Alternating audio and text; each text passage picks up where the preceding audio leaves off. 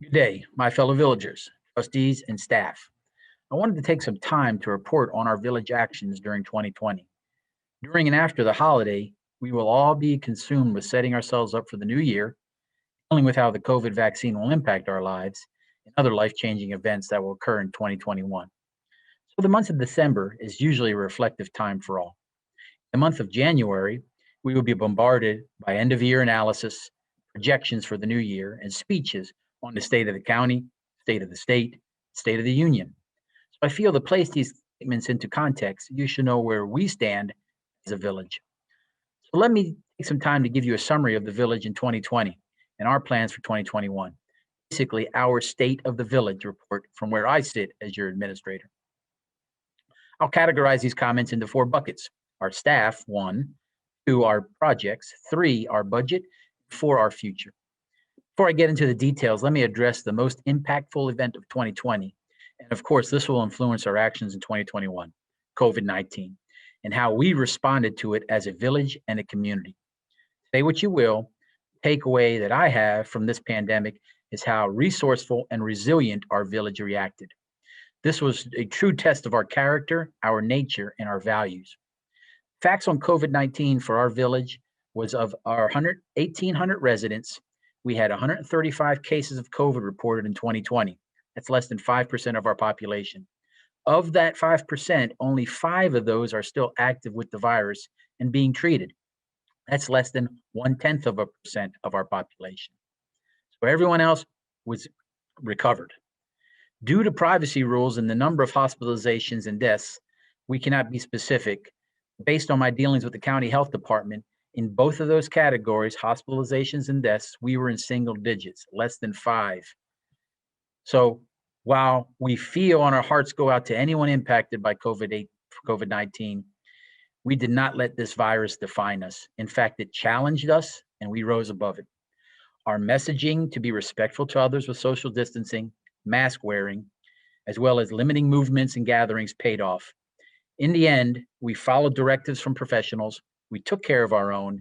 We kept paying our taxes, kept paying our bills, kept up with our commitments, as well as continuing to help others. Finally, we did not let this impact how we act as citizens. We treated others with respect. We respected authority. We responded as a village, and we did the right thing. Let's keep doing the right thing as this vaccine rolls out, and hopefully this pandemic will be a topic in history class and not a daily issue we have to deal with in the near future. Let's stay port proud as we have done with for over 150 years. Now our staff. We have a fully manned and great team. The village currently has 5 police officers, 22 firemen, 3 general government officials, 1 court officer, 7 public works employees, and 3 contracted officials that help us with building inspections, information technology, and legal issues. We also have over 20 citizens that participate in our board of trustees, our committees, and our commissions. These are citizens that daily participate in local government. We have a very strong, professional, dedicated, and caring workforce that are living the values of our village every day. They have shown their professionalism, their readiness, their relevancy every day of 2020 and will continue to show that in 2021. We compensate and provide great benefits to our employees, but we also hold them accountable for their actions and ensure they remain properly trained so they can provide the best services possible to you in the village. As they say, you get what you pay for. And I'm very comfortable in the competency and dedication of our team, and will continue to advocate for them on a daily basis. We need to retain the quality individuals we have, as well as attract future high performers. From pandemics to street repairs to elections, fighting fires, providing police coverage and services, running our municipal court, operating the water and sanitation facilities, village community engagements with our citizens, questions on billings and fees, park maintenance, caring for our cemetery, and a host of other staff events that we conduct daily. Your village team works daily and makes me proud as their supervisor, and you should be too. Concerning our projects, this was a busy year. Road construction was high on our list of priorities. The Verbunka resealing, the alley work around Washington Avenue, the intersection of Seneca Road and Wisconsin River Drive, our 6th Street repairs, and a continuing project, an upgrade to the road network at our village cemetery, and a multitude of other projects consumed our Public Works Department, but they were all completed on time and in many cases below or within budget. They also replaced over 300 feet of sidewalks and curb and gutter, continued repainting of our street lines and markers and parking areas, and again, a multitude of other projects. Our water department and sanitation department are annually applauded for their efforts in providing quality water to our villagers and businesses, as well as taking extreme efforts to ensure what we pump back into the Wisconsin River from our sanitation plant does not harm our environment. We also improved our water well sanitation plant with new filter upgrades and lift station repairs. We provide over 600,000 gallons of clean water daily to our residents, and the same in sanitation processing. And it's a challenge that we excel at. We will continue to provide the best services possible. We look forward to continuing that service and upgrading our infrastructure in the future. In the realm of providing appropriate security for man-made and natural disasters, the village upgraded our emergency siren system to a more modern version that communicates with the County Emergency Management Agency. We reduced our sirens from 4 to 2 that effectively cover our entire village from north to south. We also have been updating our response plans internally as well as with our partners in government and business to ensure that in the event of an incident, we quickly and effectively respond. Our parks will continue to be a high priority for our village. We have invested in splash pads, shelters, signage, disc frisbee courses, skating ponds with warming houses, and proper care and maintenance to ensure they remain a great place to visit. We approved this year the creation of a dog park on the north end of Ripple Creek Park system. This will provide more innovative ways to enjoy our park system. We also are initiating efforts to improve our bike trails this year and next with expanded signage as well as upgrading the network. And we will continue to identify where you are on the network as it connects to other communities. We look forward to continue efforts to expand our parks and their quality over the next few years.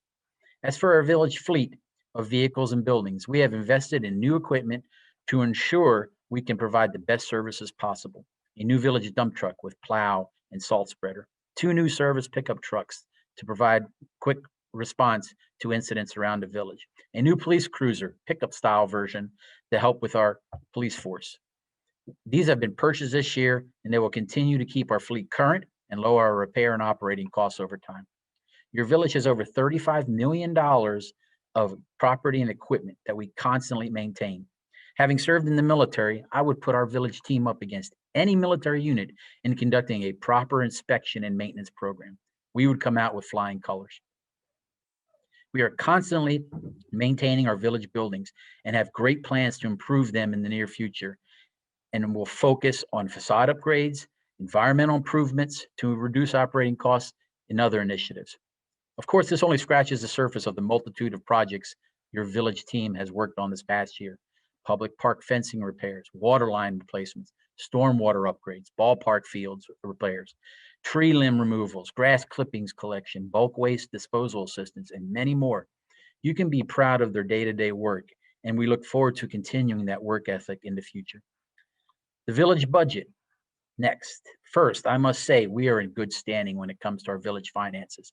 This was in part to years of fiscal conservatism by our staff and the village board of trustees in not taking on more debt than acceptable. Including all funding sources from taxes, fees, our water and sanitation departments, and any state and federal assistance, our village received over $4 million in revenue in 2020.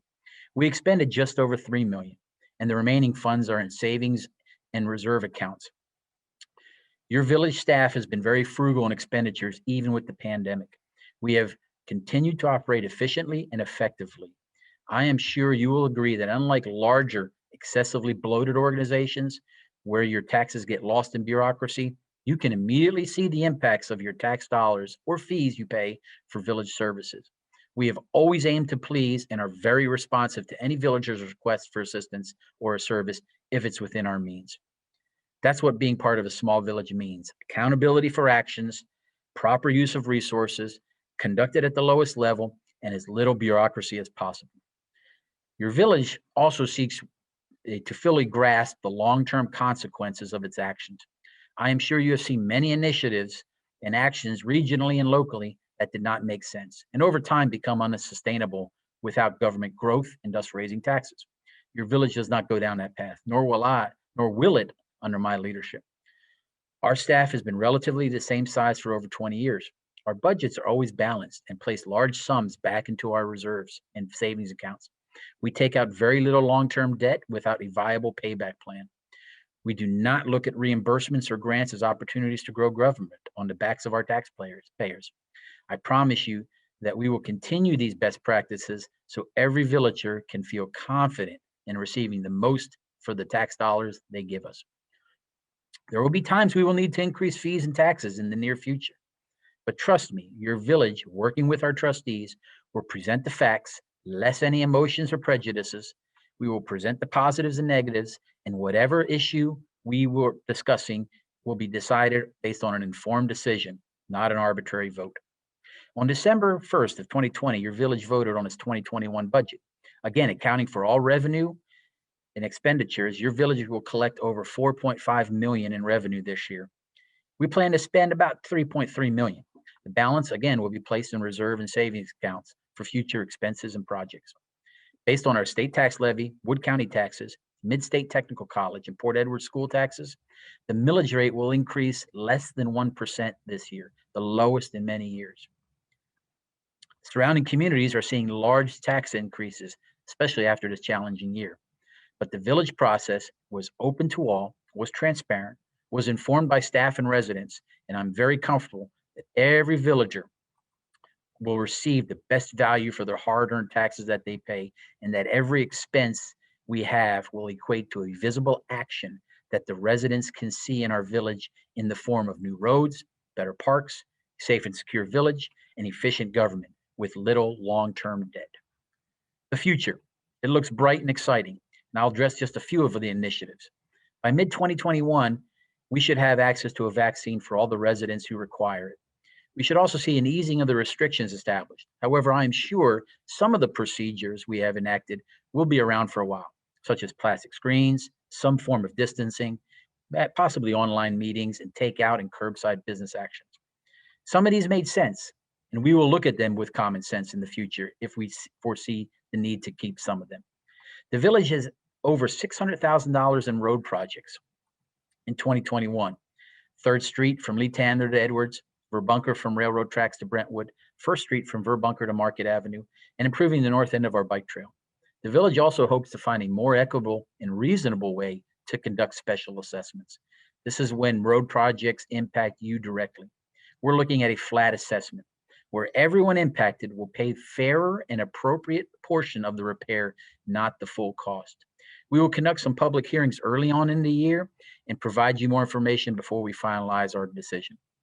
Another major initiative is the establishment of a dog park at Ripple Creek, where we hope to have a ribbon cutting in May of 2021. We have also reestablished an open dialogue with the company that purchased the old mill, DMI, and should have a better idea of the development of that property. I plan to hold some public sessions to inform everyone where we stand, as well as gathering ideas on what to do with the property. Connected to those development initiatives are our plans to revitalize our business district.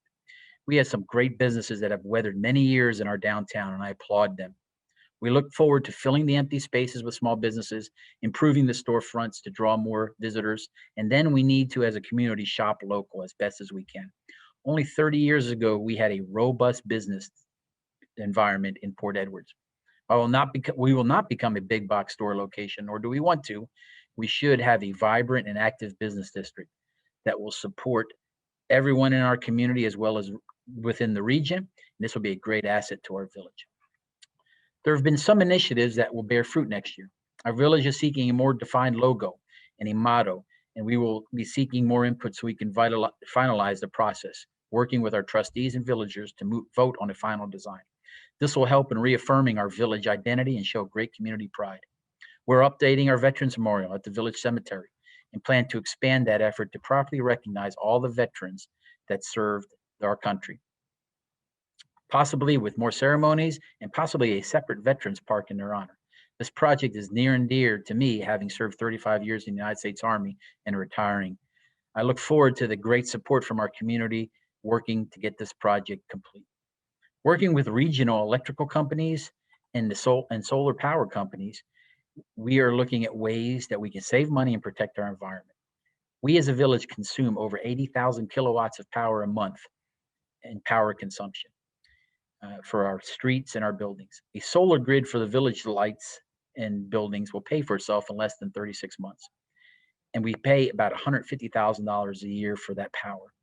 This will be a great way to save money, not only in our village budget, but to impact our environment. Finally, our boundary agreement with the property around Nepco Lake will come to a conclusion in about 3 years.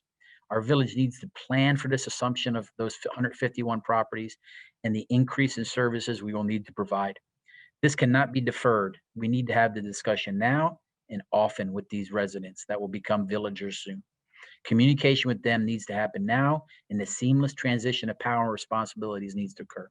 We plan to have multiple town halls to discuss, and we will involve many voices to ensure we do this right. It can only benefit everyone if done correctly. As you see, we have many initiatives and projects on our plate, and I ask your support. This could be a simple message of support, attend a village committee or board meeting, participation in a village public hearing, attend a public event in the village to support a holiday or village project, many other ways. It's a team effort, and I ask you to help in whatever capacity, your time, your expertise, your donations, paying your bills, paying your fees, or just a word of support in 2021. Participation gives you a voice, and that means action. In all, while I'm glad 2020 is in our rearview mirror, it has been a good year for the village, even with the pandemic. In all this adversity, we strived and survived, did not define us, did not break us. We survived it. In some cases, we thrived. Our hearts will go out to all those negatively impacted due to the COVID pandemic, and we as a village will continue to help them. In all, it has not defined us. It has just made us stronger. I am proud and honored to be your village administrator. I can speak for my entire family. Christy, my loving wife of 14 years, Gavin and Ava, my children, who thoroughly enjoy their time in the Port Edwards Elementary School system, learning great things, working with great teachers, and meeting many new friends. We are happy and excited to be part of the Port Edwards family. Moving into 2021, I'll make you a few promises. I vow to strive to do my best to represent the village professionally. I will always look out for the taxpayers' best interest. I will hold my staff accountable and maintain their training and professionalism to provide the best services for our village. And finally, I will ensure the funds you trust your village government are properly accounted for and expended legally and effectively. Thank you for your support. And as always, if you need anything from your village or your administrator, feel free to reach out 24 hours a day, 7 days a week at 715-315-0304.